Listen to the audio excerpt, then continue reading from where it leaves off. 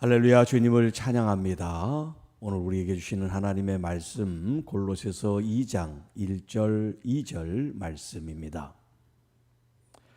내가 너희와 라오디게아에 있는 자들과 무릇 내 육체의 얼굴을 보지 못한 자들을 위하여 얼마나 힘쓰는지를 너희가 알기를 원하노니 이는 그들로 마음의 위안을 받고 사랑 안에서 연합하여 확실한 이해의 모든 풍성함과 하나님의 비밀인 그리스도를 깨닫게 하려 함이니. 하나님의 비밀 그리스도라는 제목으로 함께 말씀을 나누겠습니다. 자, 1장 우리가 한번 전체를 한번 이렇게 간단하게 살펴보면 사도 바울은 사실 이 골로새 교회에 편지를 보내고 있지만 이 골로새 교회를 세운 이는 사도 바울의 제자인 에바브라라고 하는 사람이 실질적으로 이제 교회를 개척하고 시작을 한 사람입니다. 일면식도 없지만 이 에바브라의 이야기를 듣고 이 골로새 교회 성도들에게 믿음 안에서의 격려와 위로뿐만 아니라 이 골로새 교회에 침투해 있는 이 이단 사설들, 이제 이 2장에 등장을 하겠지만 극단적 유대주의라든가 천사 숭배라든가 기타 여러 가지 그 신비로운 추구하는 사람들의 이런 이단성이 이 교회 안에 있다는 것을 발견하고 믿음 안에서 하나님의 온전한 말씀을 지킬 수 있도록 이 이제 서신을 썼는데요. 자, 그러면서 1장에서 예수 그리스도에게 초점을 맞추도록 어떤 사람이나 그 사람들의 주의 주장, 그런 가르침이 아닌 그 가르침 자체이신 예수 그리스도에게 초점을 맞추도록 말씀을 줬고요. 그래서 27절에 1장 27절에 오늘 본문에도 나온 말씀입니다만 하나님의 비밀에 대해서 언급을 하죠. 하나님의 비밀, 그리스도, 그분이 바로 영광의 소망이시다. 온전히 바라봐야 될 분은 예수 그리스도라고 하는 것을 가르쳐 줍니다. 또 그 예수 그리스도가 하나님의 아들이시고 이 땅에 사람으로 오신 하나님의 아들 그리스도 예수에 대한 말씀을 우리에게 하고 있습니다. 자, 오늘 이 2장 이제 전체에 보면 금방 언급해드린 이 골로새 교회에 침투해 있는 이 이단에 대한 하나님의 말씀의 이제 변호 혹은 신앙인들을 지키기 위한 말씀들을 이제 본격적으로 하고 있는데 그 말씀을 하기 전에 다시 한번 이 골로새 교회 성도들, 오늘 여기 본문에는 라오디게아라고 하는 성도들까지 이제 등장을 하는데 주변에 퍼져 있는 이 이단 사설에 대한 경계를 함에 있어서 다시 한번 그리스도를 주목하고 또 믿음의 기초로 삼으라라는 교훈의 말씀을 하고 있습니다. 자, 2장 1절 말씀입니다. 내가 너희와 라오디게아에 있는 자들에게. 자, 여기 골로새 교회라 또 라오디게아 교회에 있는 성도들, 지리적으로 보면 이 골로새와 라오디게아는 불과 한 20km 정도밖에 떨어져 있지 않습니다. 아주 가까운 거리라고 할 수 있죠. 20km면. 양쪽 다 이런 똑같은 이단의 어떤 그런 공격과 또 침투를 통해서 신앙의 어떤 그 기반이 흔들리는 이런 중대한 문제를 놓고 있기 때문에 사도 바울이 이 골로새 교인들에게 편지를 보내면서 그 옆에 라오디게아에 있는 성도들까지 언급을 하면서 말씀을 지금 하고 있습니다. 무릇 내 육신의 얼굴을 보지 못한 자들을 위하여 한 번도 만나보지는 못했어요. 만나보지는 못했지만 사도 바울이 지금 어떤 심정으로 어떤 마음으로 이 편지, 이 지금 메시지를 전하고 있는지를 그들이 알기를 원하는 그런 뜻에서 자, 육신의 얼굴을 보지 못한 자들을 위하여 얼마나 힘쓰는지를 너희가 알기를 원한다. 지금 이 편지는 골로새 성도들에게 보내는 편지니까 이 라오디게아 교인들은 모를 거 아니에요? 그렇지만 사도 바울은 이 라오디게아에 있는 이 성도들을 위해서 이 골로새에 있는 성도들에게 주시는 그 마음과 메시지를 같은 마음으로 전하고 있다는 것을 당신들이 듣고 그것을 전해주시오, 이런 말이에요.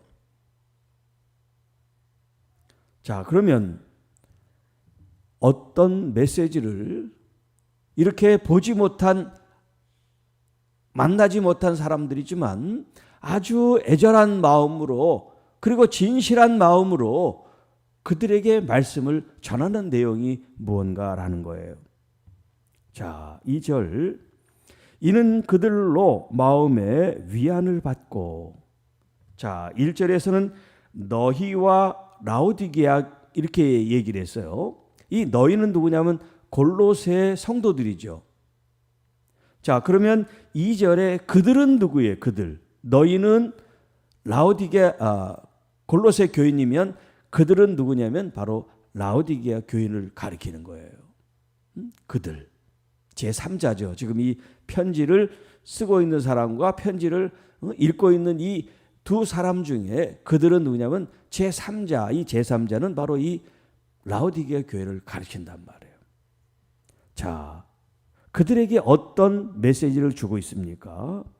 그들로 마음의 위안을 받고, 사도 바울이 이 편지를 쓰고 메시지를 전하는 이유 중에 하나는 뭐냐면 그들을 진심으로 위로해 주고 싶은 마음이라는 거죠.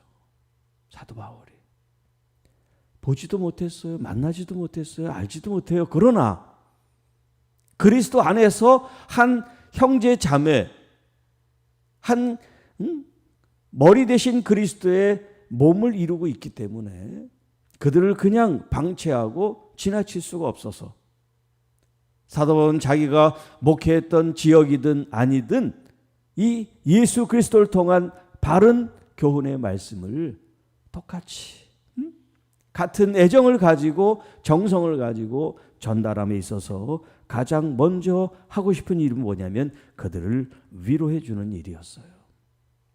위안을 받도록. 여러분, 신앙생활 하는데 사실 굉장히 외롭고 힘든 길입니다. 이게 내면의 어떤 속사람의 수련과 같은 과정이기 때문에 그렇게 편안한 길이 아니에요. 계속해서 나를 돌아보고 나 자신을 훈련시켜야 되고 또 말씀으로 나를 세우는 일이 이게 간단치가 않잖아요.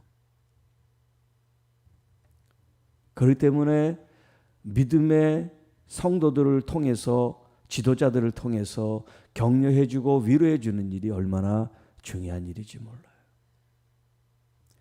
어제도 말씀을 드렸지만 괜찮아, 잘하고 있어요, 괜찮습니다, 힘을 내세요.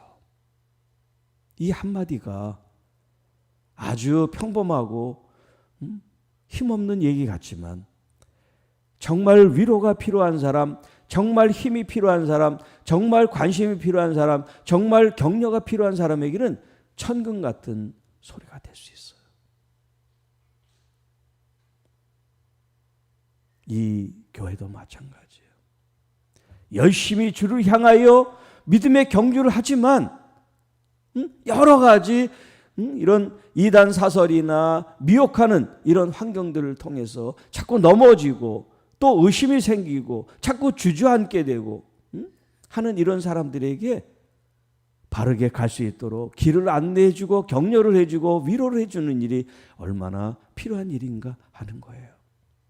두 번째, 사랑 안에서 연합하는 연합하십시오. 사랑 안에서 연합하십시오. 사실 이 교회의 연합은 영원한 숙제 같아요. 사람들이 모이면 항상 분열이 있고 다툼이 있고 또 그러면서 시험과 여러 가지 이제 상처들이 이제 일어나게 된단 말이에요. 그래서 연합을 함에 있어서 필요한 게 뭐냐면 사랑 안에서라는 표현을 쓰고 있어요. 사랑 안에서. 여러분 진짜 행복한 가정에 파가 있습니까? 아버지 파, 어머니 파, 자식 파, 뭐 이렇게 큰 형파, 작은 형파 집에 파가 있어요? 진짜 행복한 가정은 파가 없어요. 그냥 가족이지. 진짜 예수님의 그 사랑 안에 있는 교회 파가 많이 있어요? 목사파, 장로파, 무슨 파 있습니까? 없어요. 진짜 사랑하는 교회 공동체는 여러 파가 필요 없어요. 예수님 한 분이면 만족합니다. 그 예수님으로 서로 섬기고 사랑하는 이 일 외에는 없어요. 나를 나타내고 나를 드러내고 싶은 그런 동기, 욕구, 목적 자체가 없어요. 그런 교회, 우리 교회 모든 주의 교회가 되기를 축복합니다. 사랑 안에서 연합하고. 세 번째, 확실한 이해의 모든 풍성함과 확실한 이해. 확실한 이해라는 것은 뭐냐면 지금 계속해서 그리스도에 대한 교훈의 말씀, 계시의 말씀을 지금 사도 바울이 풀어놓고 있는데 그리스도에 대해서 너무나 사람들이 모르고 있어요. 특히 누가 모르냐면 이 유대인들이. 그런데 이 유대인 중에 예수 그리스도를 믿는다고 그리스도인 된 사람들이 있단 말이에요. 이 사람들에게 지금 안타까운 마음으로 전해주고 있어요. 사도 바울도 유대인이었잖아요. 유대인인데 예수 그리스도를 따르는 그리스도인이 되었어요.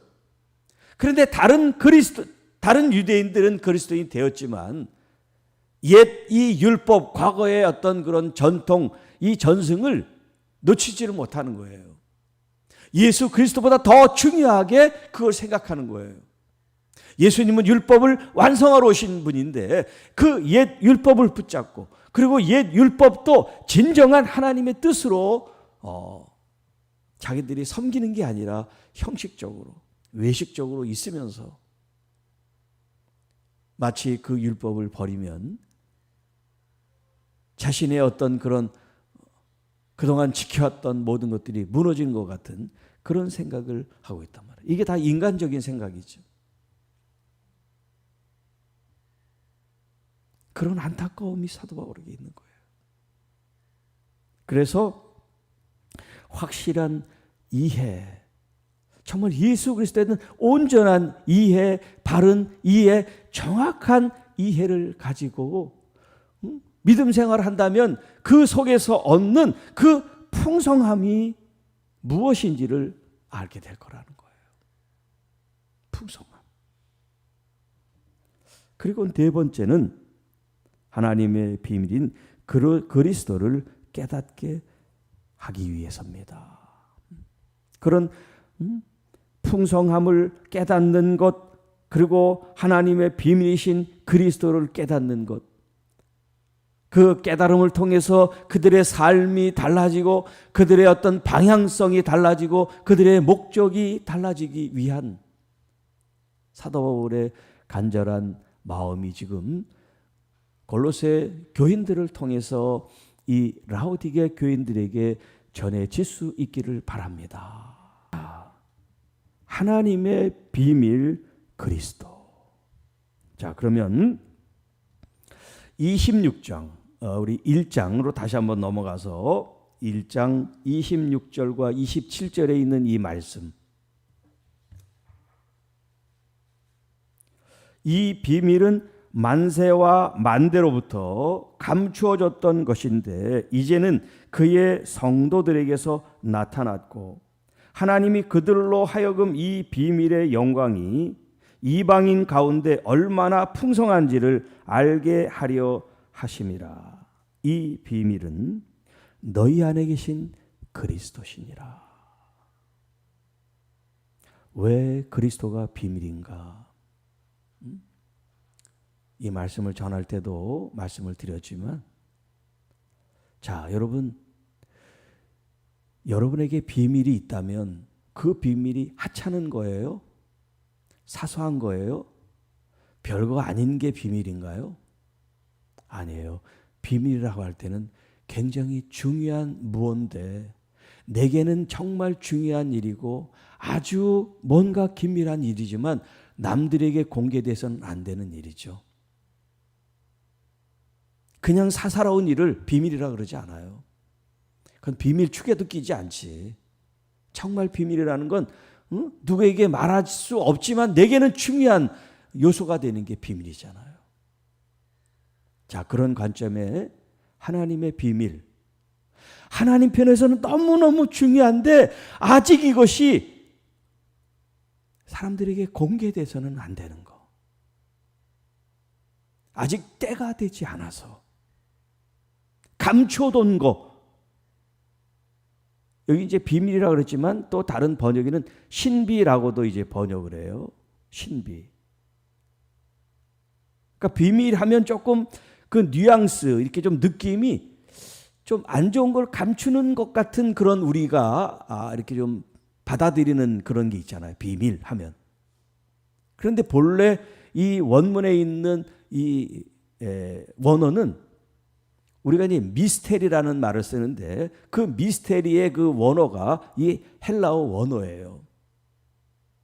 그러니까 신비롭고 뭔가 이렇게 좀 이 현실 속에서 경험되지 않는 그런 걸 지금 얘기를 하는 거예요. 하나님의 그 무언가 그 신비로운 거, 비밀이라는 이 단어의 표현보다는 그 하나님 편에서는 너무너무 중요하신데 아직 때가 돼서 드러날 수 없는 그 무언가가 지금 여기 하나님의 비밀 혹은 하나님의 신비라는 그런 의미예요. 먼저 하나님은 유대인들을 부르셨어요. 그리고 그 유대인들을 하나님이 언약 가운데 하나님이 되시고 백성이 되는 약속을 맺습니다. 그 언약의 백성, 하나님이 선택한 그 백성들은 거룩해야 돼요. 구별된 삶을 살아야 돼요. 하나님 나라의 방식대로 살아야 돼요.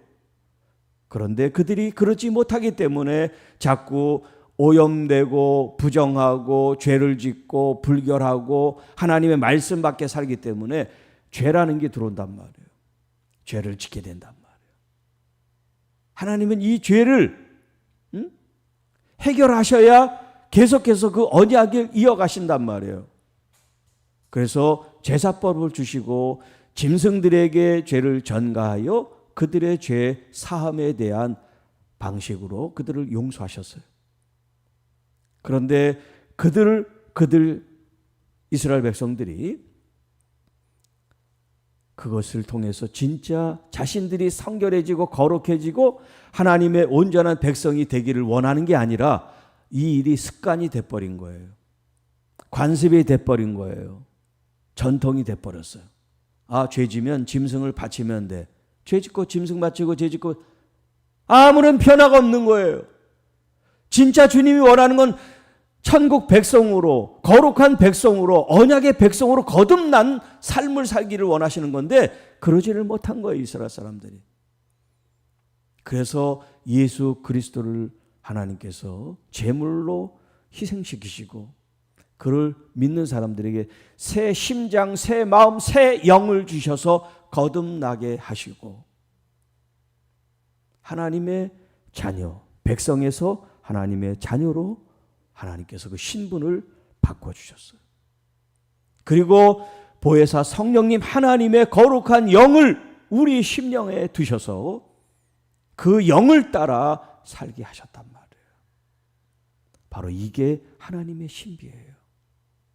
그 하나님의 아들이 우리의 죄를 담당하셨고 또 나의 구주가 되셔서 나의 생명을 주게 되셔서 길과 진리와 생명이 되시고 부활이 되시는 주님이 나를 이끄시는데 그 예수 그리스도의 영, 하나님의 영, 거룩한 영 성령님이 내 안에 계셔서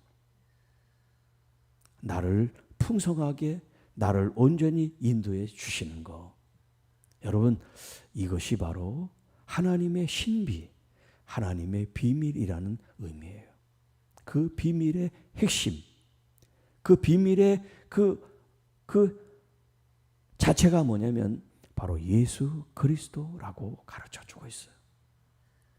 이제 앞으로 또 계속해서 진행되는 말씀을 통해서 이 예수 그리스도가 누구신지에 대해서 또 이 예수 그리스도를 어떻게 바르게 믿고 이 이단의 이런 잘못된 교리적인 부분들을 방어하고 또 온전히 말씀으로 진리를 세우는가, 이 말씀을 앞으로 계속해서 함께 나누도록 하겠습니다. 기도하겠습니다. 하나님 아버지, 감사합니다. 오늘도 주신 말씀을 통해서 하나님의 신비 또 하나님의 비밀이신 그리스도를 나의 구주로, 나의 생명의 주로 내가 주님을 잘 섬기고 모시고 또 정말 그리스도를 온전히 증거하고 나타내는 하나님의 자녀들이 될 수 있도록 인도하여 주시옵소서. 오늘도 하나님의 말씀 안에서 또 그리스도 안에서 우리 주 예수 그리스도의 참 사랑 안에서 가정에서든 일터에서든 또 어디서든 행복하고 평안하고 위로가 넘치는 삶이 되게 하시고 특별히 주님이 주시는 온전한 치유와 회복의 삶을 누릴 수 있도록 인도하여 주옵소서. 이 모든 말씀 우리를 구원해 주신 우리 구주 예수님의 이름으로 감사하며 축복하며 기도하옵나이다. 아멘.